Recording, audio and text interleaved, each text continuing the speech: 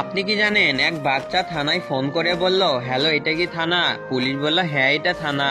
বাচ্চা বলল, আপনি কে বলছেন? পুলিশ বলল, আমি ওসি বলছি। বাচ্চা বলল, আপনার হাতে লাঠি আছে? তখন পুলিশ বলল, হ্যাঁ আছে। বাচ্চাটি বলল, তাহলে ওইটা নিজের পেছনে ঢুকিয়ে নিন। ফোন কেটে গেল।